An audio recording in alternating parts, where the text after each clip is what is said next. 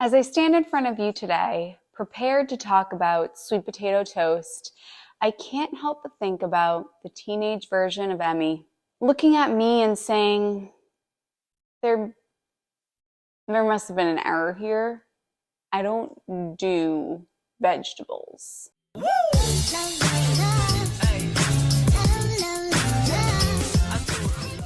So teenage Emmie, this one goes out to you.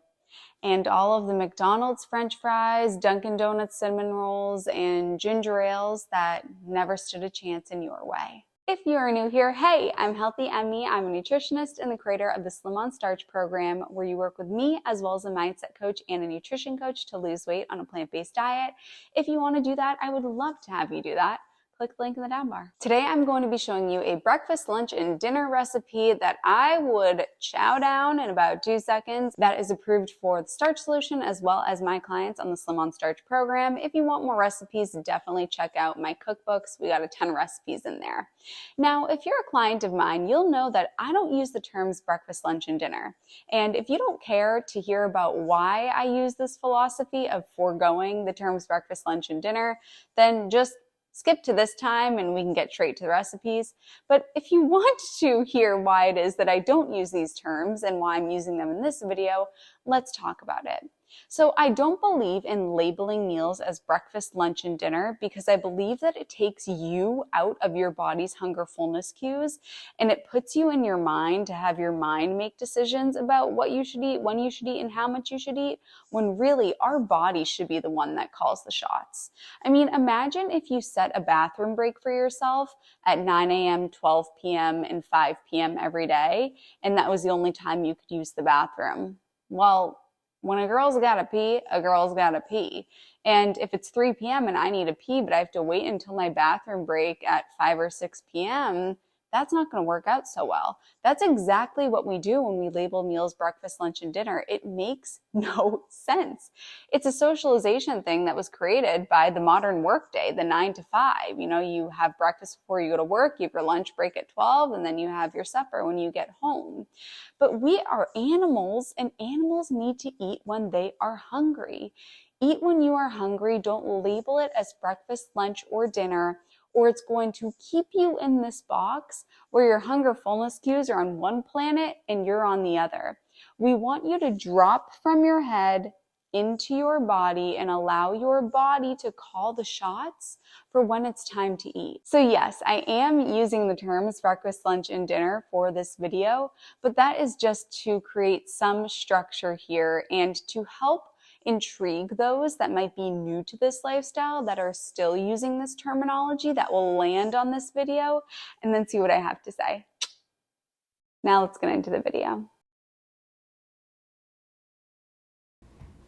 We're going to start out here with pre-baked sweet potatoes. I like to bake my sweet potatoes at the beginning of the week, throw them into the fridge, and that way they're in the fridge and ready to go during the week. And this makes them gooier. But to bake them ahead of time, you're just going to poke them with a hole, preheat the oven to 375, put them directly on the rack, and let them bake for an hour. Throw them in the fridge, and then the next morning you can pull them out and follow the following steps. So what we're going to do here is squish down the sweet potatoes so that we're forming like a thick Texas toast, but it's really made out of sweet potatoes. Once we have it shaped into the toast, nice and flat, we are going to put it into either the oven or the toaster in order to toast the potato into toast. You also could put this in the air fryer with some parchment paper on the bottom, and that would be a really delicious way to do this. Once you have your sweet potato toast, which is now turned into toast, we're going to put our toppings on these sweet potatoes. You can put tomato slices on one. You could put some oil-free hummus. If you are in weight maintenance, you could add some avocado and some spices on top. You could also do some applesauce, or you could do some homemade jam that doesn't have any sugar added to it. This one I have here is red kidney beans, onions, tomato, and garlic, and enjoy. Next up, we're doing a chickpea salad. What I love about this recipe is it gets better as it sits. So if you make it the night before, throw it in the fridge, you can bring it to work the next day. It travels beautifully, and you can throw it in the fridge at work and you don't have to eat it up. And if we're being completely honest here, which we're healthy honeys, we're honest with one another, I would eat this room temp. I wouldn't even refrigerate it. I kind of like my food room temp. Anybody else with me on that one? I like things in a bowl. I like them room temperature. Anyway, I digress. So what we're going to do here is take 1 can of garbanzo beans or chickpeas. They're the same thing. A 15-ounce can, drain them and rinse them. Make sure that you rinse them very well. If you are not rinsing your beans, then you're not expelling the bubbles, and the bubbles, which doesn't sound too scientific, but it really is, the bubbles contain raffinose, and raffinose is what gives us gas. So we need to rinse our beans until the raffinose is gone. 1 cup of bell pepper that's been diced, 1 tomato that's been chopped, a 1/2 cup of sweet onion that's been diced. We're also going to be adding in a 1/2 cup of apple that has been diced. You can use any apple of your liking. A 1/2 cup of celery that's also been chopped, and 1/3 cup of cilantro. Then for the dressing, we are going to mix 1 tablespoon of Dijon mustard, just thinned out with water. Dijon mustard is really flavorful, and the ingredients in this recipe pack so much flavor that we don't want to overshadow that too much. So we're going to combine all of these together and throw it in the fridge so you can enjoy it the next day. Now, the next day you might need to add a little bit more of this dressing, so it wouldn't hurt to pack some and bring it along. Or the best thing to do in order to keep your sodium levels low is to not put on the dressing at all, and then the next day when you're ready to serve it, put on the dressing, because dressing can get lost in the fridge overnight.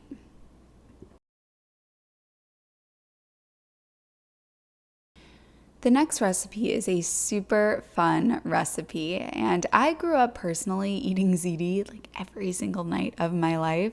So this one's kind of fun because it's veggie spaghetti. We're gonna make a spaghetti squash into why it's called a spaghetti squash, which is veggie spaghetti, which kind of rhymes. Let's make the marinara sauce for this, which, by the way, you should make this while the squash is cooking. So the marinara sauce is going to be just 1 tablespoon of water, 1 yellow onion that's been chopped, 2 cloves of garlic that have been crushed, 1/4 pound of mushrooms that have been chopped. So we're going to start out with the water, onions, garlic, and mushrooms, and we are going to stir these in a large pot for about 10 minutes. Then we're going to add in the remaining ingredients and bring this to a boil, and then reduce it to a heat and simmer for about an hour, stirring it occasionally. Don't cover it, just let the steam be released. 1 15-ounce can of tomato sauce. Make sure that you're not getting jarred tomato sauce that has a bunch of added ingredients. We just want plain tomato sauce from the canned section that doesn't have any added ingredients. A 1/2 can of chopped tomatoes. So you can buy a 15-ounce can of chopped tomatoes and use half of it. And then 2 to 3 tablespoons of Italian seasoning, depending on how strong you like your sauce. So we're going to take an entire spaghetti squash and prick the skin all over with a fork. You don't have to wash the skin because we're not going to be eating the skin in this recipe, so don't worry about that. So just go ahead and prick it with a fork and put it into the oven at 350 degrees for an hour. Then we're going to cut this in half and let it cool. After it's been cooled, you can go ahead and remove the seeds. And if you're feeling very Martha Stewart, go ahead and save these seeds, and you could make your own spaghetti squash in your garden. You could put it next to your lemon tree that we all have for our morning lemon water. All right, back to the recipe here, Emmie. Okay, so once the seeds are gone, then you're going to take a fork and scoop out the strands, kind of rake them out so that we can get the strands to create the name of the squash, which is spaghetti squash. Then, of course, we are going to take our spaghetti squash and top it with the marinara sauce. You also could top this with some nutritional yeast if you have that on hand for a cheesy flavor. If you like these recipes but you need help actually implementing them, then definitely apply to be a client of mine so that you can work with a nutrition coach and a mindset coach and me, and we can get that going for you. I love you, honeys, and I'll see you in my next video.